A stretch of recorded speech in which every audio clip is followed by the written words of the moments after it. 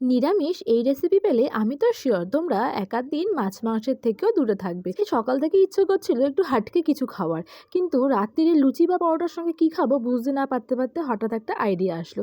তো যেমন ভাবনা তেমন কাজ, এখানে সয়াবিনগুলোকে আমি সেদ্ধ বসিয়ে নিয়েছি বড় সাইজের সয়াবিন নিয়ে, আর একদিকে গাজর আর বিমসও কেটে নিয়েছি টুকরো টুকরো করে। আর তারপরে সেগুলোকে একসঙ্গে কিন্তু তেলে নাড়াচাড়া করে নিয়েছি। হালকা ভাজা ভাজা হয়ে গেলে এর মধ্যে আমি দিয়ে দিচ্ছি পোস্ত, কাঁচা লঙ্কা, কাজু বাদাম, টক দই পেস্ট। তোমরা অবশ্যই একটা টমেটো অ্যাড করতে পারো, আমার কাছে না থাকার কারণে কিন্তু আমি আর দিতে পারিনি। এবার সেটাকে ভালো করে কষিয়ে নিচ্ছি, আর এক এক করে দিয়ে দেবো হাফ চামচ হলুদ গুঁড়ো, হাফ চামচ মতো কাশ্মীরি লঙ্কার গুঁড়ো। তারপর সামান্য একটু জল দিয়ে ভালো করে কষিয়ে নেবো, আর তেল ছেড়ে গেলে দিয়ে দেবো একটু চিনি, দিয়ে আবারও ভালো করে কষিয়ে নেবো, আর দিয়ে দেবো পরিমাণ মতো জল। খুব বেশি জল আমি এখানে দেবো না, একটু গামাখা মতো করে নেবো। তারপর ওই 2 মিনিট মতো ফুটিয়ে দিয়ে দিয়েছি 1 চামচ বাটার। ব্যাস, তাহলে রেডি হয়ে গেছে আমাদের আজকে সয়া বাটার মশলা। কেমন লাগলো অবশ্যই কমেন্ট করে জানিও, আর রেসিপি ভালো লাগলে অবশ্যই চ্যানেলের সঙ্গে থেকো।